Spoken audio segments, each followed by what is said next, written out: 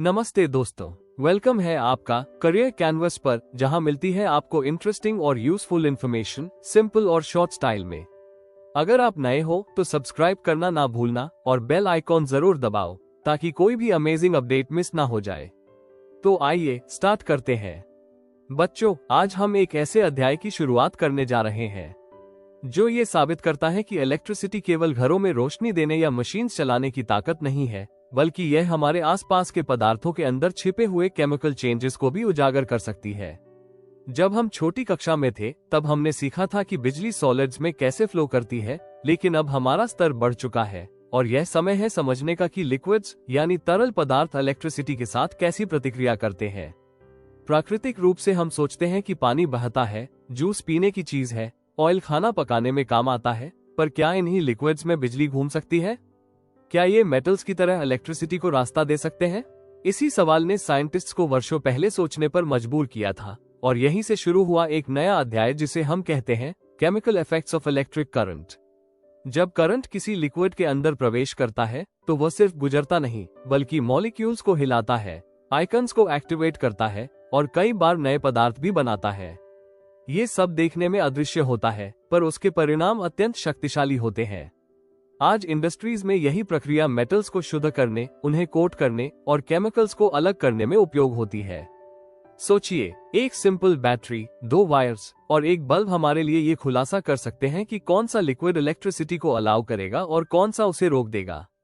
कुछ लिक्विड्स तुरंत बल्ब जला देते हैं, कुछ हल्का सा करंट देते हैं और कुछ बिल्कुल करंट नहीं देते। यह अंतर क्यों होता है? इसके पीछे होती है आयन फॉर्मेशन, रेजिस्टेंस और कंडक्टिविटी जैसी महत्वपूर्ण साइंटिफिक कॉन्सेप्ट्स। इसी रहस्य को समझने के लिए आज हम एक लंबी और रोचक यात्रा पर निकल रहे हैं, जिसमें हम सीखेंगे कि इलेक्ट्रिसिटी और लिक्विड्स की केमिस्ट्री कैसे मिलकर नई संभावनाएं पैदा करती है। यह अध्याय आपको केवल ज्ञान नहीं देगा, यह आपको सोचने पर मजबूर करेगा कि हमारे आसपास की चीजें दिखने में कितनी साधारण होती है, लेकिन उनके भीतर कितनी एक्स्ट्रा ऑर्डिनरी साइंस छिपी होती है। बच्चों, जब हम ये सवाल उठाते हैं कि क्या लिक्विड्स इलेक्ट्रिसिटी को कंडक्ट कर सकते हैं, तो सबसे पहले हमें ये समझना होगा कि इलेक्ट्रिसिटी का फ्लो वास्तव में किस पर निर्भर करता है। मेटल्स जैसे कॉपर, एल्यूमिनियम आदि में इलेक्ट्रॉन्स बहुत तेजी से मूव करते हैं, इसलिए वे इलेक्ट्रिसिटी को आसानी और शक्ति के साथ कंडक्ट करते हैं, लेकिन लिक्विड्स के अंदर इलेक्ट्रॉन्स ऐसे फ्रीली मूव नहीं करते। यहाँ इलेक्ट्रॉन्स की जगह लेते हैं आइकन्स यानी इलेक्ट्रिकली चार्ज्ड पार्टिकल्स, जो पॉजिटिव या नेगेटिव हो सकते हैं। कोई भी लिक्विड इलेक्ट्रिसिटी को तभी कंडक्ट कर सकता है जब उसके अंदर पर्याप्त मात्रा में फ्री आइकन्स मौजूद हों। लेमन जूस में सिट्रिक एसिड होता है, विनेगर में एसिटिक एसिड और सॉल्ट सॉल्यूशन में सोडियम क्लोराइड। ये सब्सटेंसेस पानी में घुलकर आइकन्स में टूट जाते हैं और यही आइकन्स करंट को आगे बढ़ाते हैं। इसीलिए ऐसे लिक्विड्स को हम गुड कंडक्टर्स कहते हैं। इसके विपरीत pure distilled water, oil, sugar solution या अल्कोहल जैसे लिक्विड्स में आइकन्स लगभग ना के बराबर होते हैं, इसलिए ये पुअर कंडक्टर्स कहलाते हैं।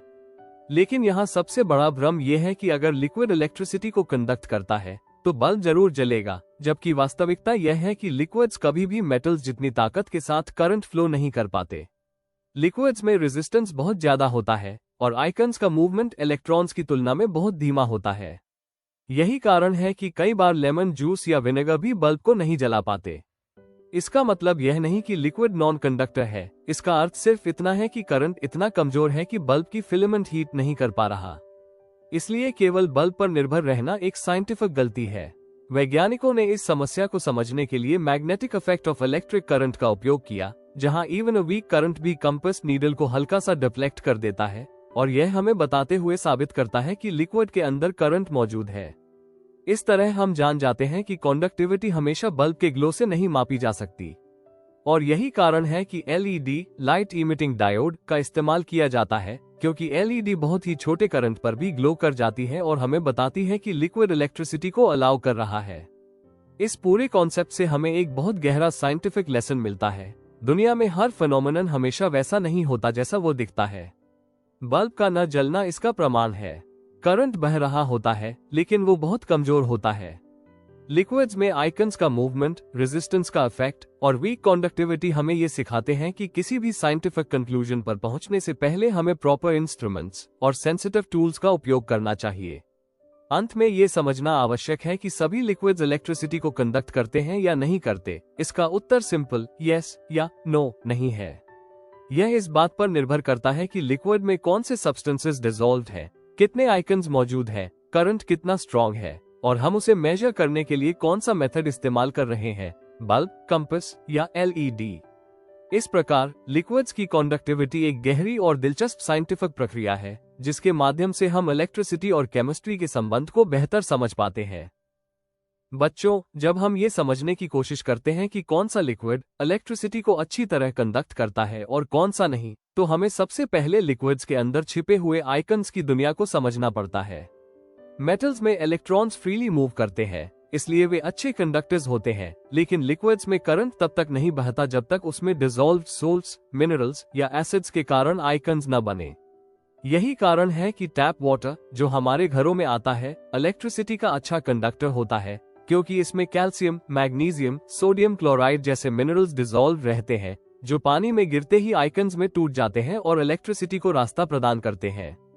टैप वाटर का हर घूंट हमें बताता है कि नेचर ने उसे शुद्ध नहीं रखा, बल्कि उसमें मिनरल्स भरे हैं ताकि वो टेस्ट, हेल्थ और साइंस तीनों के लिए उपयोगी रहे। इसके विपरीत डिस्टिल्ड वाटर, जिसे लेबोरेटरी में प्योर बनाया जाता है, उसमें कोई भी मिनरल्स नहीं होते, इसलिए उसमें आइकन्स बहुत कम होते हैं और वो इलेक्ट्रिसिटी को कंडक्ट नहीं कर पाता। लेकिन इसका अर्थ यह नहीं कि डिस्टिल्ड वाटर हमेशा नॉन कंडक्टिंग ही रहेगा। यदि आप उसमें एक चुटकी सॉल्ट मिला दें, तो सॉल्ट तुरंत आइकन्स में टूट जाता है और डिस्टिल्ड वाटर अचानक से इलेक्ट्रिसिटी का अच्छा कंडक्टर बन जाता है। यही साइंस का कमाल है, सिर्फ एक पिंच सॉल्ट एक पूरे लिक्विड की प्रॉपर्टीज बदल देता है। नेचर के सभी वाटर सोर्सेस जैसे नदियां, तालाब, कुएं और हमारा रोज का टैप वाटर मिनरल्स से भरे होते हैं, क्योंकि पानी धरती की मिट्टी और चट्टानों के बीच से बहकर आता है और रास्ते में मिनरल्स को अपने अंदर घोल लेता है। यही डिसॉल्व्ड आइकन्स जैसे calcium icons, magnesium icons, sodium icons, chloride icons पानी को वो क्षमता देते हैं जिससे वो इलेक्ट्रिसिटी को कंडक्ट कर पाता है। अब सवाल उठता है, क्या सभी लिक्विड्स इलेक्ट्रिसिटी को कंडक्ट करते हैं? इसका उत्तर एकदम सरल नहीं है। एसिडिक लिक्विड्स जैसे लेमन जूस और विनेगर इलेक्ट्रिसिटी को अच्छी तरह कंडक्ट करते हैं, क्योंकि इन एसिड्स में हाइड्रोजन आइकन्स और अन्य आइकन्स मौजूद होते हैं। इसी तरह बेसिक सॉल्यूशंस जैसे कॉस्टिक सोडा और सॉल्ट सॉल्यूशंस जिनमें सोडियम क्लोराइड या पोटेशियम नाइट्रेट डिसॉल्व्ड हो, ये भी अच्छे कंडक्टर्स होते हैं। लेकिन शुगर सॉल्यूशन एक बड़ा अपवाद है। इसमें शुगर मॉलिक्यूल्स पानी में घुलते जरूर है, लेकिन आइकन्स में नहीं टूटते, इसलिए यह इलेक्ट्रिसिटी को कंडक्ट नहीं करता। यही वो कॉन्सेप्ट है जहां स्टूडेंट्स अक्सर कंफ्यूजन में पड़ जाते हैं। इसलिए साइंटिस्ट्स लिक्विड्स को सिर्फ दो कैटेगरीज में क्लासिफाई नहीं करते, बल्कि कहते हैं कि लिक्विड्स गुड कंडक्टर्स और पुअर कंडक्टर्स होते हैं, क्योंकि पुअर कंडक्टर्स भी कुछ परिस्थितियों में थोड़ी कंडक्टिविटी दिखा सकते हैं। इसलिए किसी लिक्विड को कंडक्टर या इंसुलेटर कह देना साइंटिफिक रूप से सही नहीं है। इलेक्ट्रिसिटी कंडक्शन इन लिक्विड्स एक ऐसा टॉपिक है जहां माइक्रोस्कोपिक पार्टिकल्स, आइकन्स पूरी कहानी बदल देते हैं और यही साइंस को रोमांचक और गहराई से भरा बनाता है। बच्चों, अब हम हमारे अध्याय के सबसे महत्वपूर्ण और सबसे रोचक भाग की ओर बढ़ रहे हैं, इलेक्ट्रिक करंट के केमिकल इफेक्ट्स। इलेक्ट्रिसिटी सिर्फ किसी वायर में हीट या मैग्नेटिक फील्ड नहीं बनाती, बल्कि जब वही करंट किसी कंडक्टिंग लिक्विड के अंदर से गुजरता है, तो वहां अदृश्य लेकिन शक्तिशाली केमिकल रिएक्शंस शुरू हो जाते हैं। जब करंट किसी सॉल्यूशन से गुजरता है, तो मॉलिक्यूल्स और आइकन्स अपने अपने स्थान से टूटने, जुड़ने या रीअरेंज होने लगते हैं। ये चेंजेस इतने गहरे होते हैं कि हम उन्हें अपनी आंखों से भी देख सकते हैं। कभी गैस के बबल्स बनते हैं, कभी किसी मेटल की परत जम जाती है और कभी लिक्विड का रंग तक बदल जाता है। ये सब हमें ये सिखाता है कि इलेक्ट्रिसिटी सिर्फ एनर्जी का प्रवाह नहीं, बल्कि केमिकल ट्रांसफॉर्मेशन का एक माध्यम भी है। जब हम कार्बन रॉड्स को बैटरी से जोड़कर पानी के अंदर डालते हैं, जिसमें थोड़ा एसिड या सॉल्ट मिलाया गया हो, तो हम देखते हैं कि दोनों रॉड्स के आसपास छोटे छोटे बबल्स बनने लगते हैं, जो ये बताते हैं कि वाटर मॉलिक्यूल्स टूटकर नया रूप ले रहे हैं।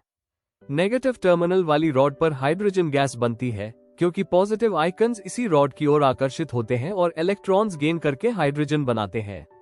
पॉजिटिव टर्मिनल वाली रॉड पर ऑक्सीजन गैस बनती है, क्योंकि नेगेटिव आइकन्स वहां इलेक्ट्रॉन लूज करके ऑक्सीजन मॉलिक्यूल्स बनाते हैं। इस एक्सपेरिमेंट को इलेक्ट्रोलिसिस ऑफ वाटर कहते हैं और यह इस बात का साफ प्रमाण है कि इलेक्ट्रिक करंट लिक्विड्स पर कितना गहरा केमिकल प्रभाव डाल सकता है। इसी तरह एक और दिलचस्प प्रयोग है जहां बूजो एक पोटैटो में टेस्टर वायर्स इंसर्ट करता है और कुछ समय बाद देखता है कि पॉजिटिव टर्मिनल वाली वायर के आसपास एक ग्रीनिश ब्लू स्पॉट दिखाई देता है। ये किसी जादू जैसा लगता है, लेकिन यह इलेक्ट्रिसिटी की शक्ति है जिसने पोटैटो के भीतर मौजूद केमिकल्स को रीअरेंज करके नया रंग पैदा कर दिया। इसका मतलब ये है कि इलेक्ट्रिक करंट सिर्फ मेटल्स या सॉल्यूशंस की दुनिया में केमिकल चेंजेस नहीं लाता, बल्कि फ्रूट्स और वेजिटेबल्स जैसे नेचुरल मटेरियल्स में भी रिएक्शंस उत्पन्न कर सकता है। ये डिस्कवरी स्टूडेंट्स को यह एहसास दिलाती है कि केमिस्ट्री और इलेक्ट्रिसिटी का संबंध कितना गहरा और रोमांचक है। हर बार जब करंट किसी कंडक्टिंग सॉल्यूशन से गुजरता है, वो मॉलिक्यूल्स को ट्रांसफॉर्म करता है, आइकन्स को मूव करता है और नई सब्सटेंसेस तक बना देता है।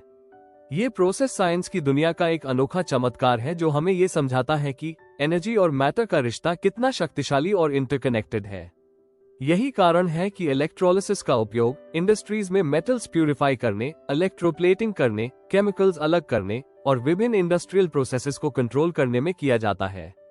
इस प्रकार chemical effects of electric current हमें ये सिखाते हैं कि इलेक्ट्रिसिटी केवल मशीन्स चलाने का साधन नहीं, बल्कि एक ऐसा साइंटिफिक टूल है जो पदार्थों के भीतर छिपे हुए रिएक्शंस को उजागर कर सकता है और नई चीजें पैदा कर सकता है।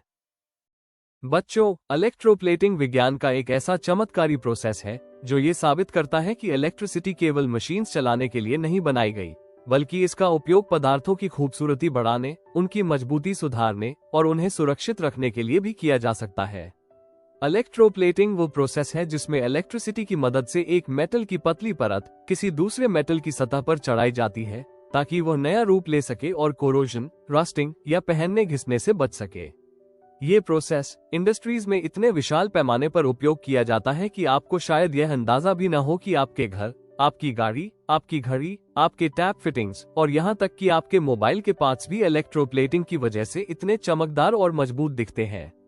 इलेक्ट्रोप्लेटिंग के लिए हमें copper sulphate solution, 2 copper plates और एक बैटरी की जरूरत होती है। जब हम इन कॉपर प्लेट्स को सॉल्यूशन में डुबोकर बैटरी से जोड़ते हैं, तो पूरी दुनिया के सबसे सुंदर केमिकल रिएक्शंस चुपचाप शुरू हो जाते हैं। कॉपर सल्फेट सॉल्यूशन में मौजूद पार्टिकल्स आइकन्स में टूट जाते हैं, कॉपर आइकन्स और सल्फेट आइकन्स। जैसे ही इलेक्ट्रिक करंट बहना शुरू होता है, कॉपर आइकन्स सॉल्यूशन से निकलकर नेगेटिव इलेक्ट्रोड यानी कैथोड की ओर दौड़ते हैं और उस पर डिपॉजिट होने लगते हैं। इस बीच दूसरी कॉपर प्लेट, जिसे हम पॉजिटिव इलेक्ट्रोड यानी एनोड कहते हैं, धीरे धीरे डिसॉल्व होने लगती है और सॉल्यूशन में नए कॉपर आइकन्स छोड़ती जाती है ताकि प्रोसेस लगातार चलता रहे। यह ऐसा लगता है मानो एक मेटल दूसरी मेटल प्लेट को अपनी परत गिफ्ट कर रहा हो। इस प्रोसेस में एक प्लेट पर लगातार कॉपर की परत चढ़ती जाती है, जबकि दूसरी प्लेट धीरे धीरे पतली होती जाती है। ये साइंटिफिक डांस ऑफ आइकन्स इतना सुंदर है कि हम समझ पाते हैं कि इलेक्ट्रिसिटी वास्तव में नेचर का कितना डिसिप्लिन्ड और इंटेलिजेंट टूल है। इलेक्ट्रोप्लेटिंग की उपयोगिता केवल साइंस की लैबोरेटरी तक ही सीमित नहीं है, ये हमारे रोजमर्रा के जीवन में गहराई से जुड़ा हुआ है। इंडस्ट्रीज इलेक्ट्रोप्लेटिंग का उपयोग वस्तुओं की अपीयरेंस बढ़ाने के लिए करती हैं ताकि वे चमकदार और आकर्षक दिखें। क्रोमियम प्लेटिंग इसलिए किया जाता है ताकि बाइक पार्ट्स, कार हैंडल्स और टैप फिटिंग्स मिरर जैसी चमक प्राप्त कर सकें और कोरोजन से सुरक्षित रहें। ज्वेलरी में गोल्ड और सिल्वर प्लेटिंग इसीलिए की जाती है ताकि लोग सुंदर डिजाइन्स कम कीमत में खरीद सकें और प्रेशियस मेटल्स का उपयोग आर्थिक रूप से कुशल बने। आयरन कैन्स पर टिन प्लेटिंग इसलिए की जाती है ताकि खाद्य पदार्थ खराब न हो और उनका स्वाद सुरक्षित रहे। आयरन ब्रिजेस और ऑटोमोबाइल पार्ट्स पर जिंक प्लेटिंग इसलिए किया जाता है ताकि रस्टिंग उन्हें कमजोर न कर दे। लेकिन बच्चों, हर साइंटिफिक एडवांसमेंट के साथ उसकी जिम्मेदारी भी आती है। इलेक्ट्रोप्लेटिंग में उपयोग होने वाले केमिकल सॉल्यूशंस बहुत पोल्यूटिंग होते हैं और यदि इनका डिस्पोजल केयरलेस तरीके से किया जाए तो ये जमीन, पानी और एनवायरनमेंट को नुकसान पहुंचा सकते हैं। इसलिए इंडस्ट्रीज को ऐसे वेस्ट को केयरफुली न्यूट्रलाइज करके डिस्पोज करना चाहिए। इलेक्ट्रोप्लेटिंग हमें ये सिखाता है कि इलेक्ट्रिसिटी की दुनिया केवल पावर और एनर्जी तक सीमित नहीं है, यह एटम्स और आइकन्स के स्तर पर ऐसी ट्रांसफॉर्मेशंस ला सकती है जो हमारी इकोनॉमी, इंडस्ट्रीज और जीवन शैली को बेहतर बनाती है। ये प्रोसेस इलेक्ट्रिसिटी की क्रिएटिव पावर का सबसे सुंदर उदाहरण है, जहां साइंस, ब्यूटी और इंजीनियरिंग एक साथ मिलते हैं और हमें सिविलाइजेशन को आगे बढ़ाने में मदद करते हैं। बच्चों, पूरा अध्याय chemical effects of electric current हमें ये सिखाता है कि इलेक्ट्रिसिटी केवल तारों में दौड़ने वाली एनर्जी नहीं है, बल्कि यह एक ऐसी अद्भुत शक्ति है जो लिक्विड्स के अंदर केमिकल सब्सटेंसेस को बदल सकती है, मॉलिक्यूल्स को तोड़ सकती है, आइकन्स को चला सकती है और पूरी तरह नए प्रोडक्ट्स बना सकती है। जब हम समझते हैं कि लिक्विड्स की कंडक्टिविटी आइकन्स की उपस्थिति पर निर्भर करती है, तो हमें पता चलता है कि नेचर का हर पानी, हर लिक्विड अपनी एक अलग पर्सनालिटी रखता है और इलेक्ट्रिसिटी के साथ उसका बिहेवियर बदल जाता है। जब करंट किसी कंडक्टिंग सॉल्यूशन से गुजरता है तो वह गैसेस बनाता है, रंग बदलता है, मेटल्स को डिपॉजिट करता है और सब्सटेंस को नए रूप में बदल देता है। ये हमें इलेक्ट्रिसिटी और केमिस्ट्री के गहरे संबंध को समझने का मौका देता है। इलेक्ट्रोलिसिस और इलेक्ट्रोप्लेटिंग जैसे प्रोसेसेस ये साबित करते हैं कि साइंस केवल किताबों का विषय नहीं, बल्कि इंडस्ट्रीज, टेक्नोलॉजी और हमारे दैनिक जीवन का आधार है। इलेक्ट्रोप्लेटिंग के माध्यम से मेटल सुंदर, सुरक्षित और ज्यादा उपयोगी बन जाते हैं। ये हमारे मॉडर्न वर्ल्ड को संभव बनाता है। इस अध्याय का सार यह है कि इलेक्ट्रिसिटी सिर्फ लाइट नहीं देती, ये ट्रांसफॉर्मेशन देती है, बदलाव लाती है और दुनिया को नए रूप में ढालती है। यह नॉलेज हमें नेचर, टेक्नोलॉजी और साइंस के बीच का अद्भुत संतुलन समझने की बुद्धि देता है। Thank you. अगर वीडियो पसंद आया हो तो एक लाइक जरूर कर देना और कमेंट में बताओ आपका क्या थॉट है। चैनल को सब्सक्राइब करो और शेयर करो अपने दोस्तों के साथ। नॉलेज बढ़ाओ फन के साथ। मिलते हैं नेक्स्ट वीडियो में, तब तक के लिए stay curious and keep learning and follow the career canvas, freedom to dream big.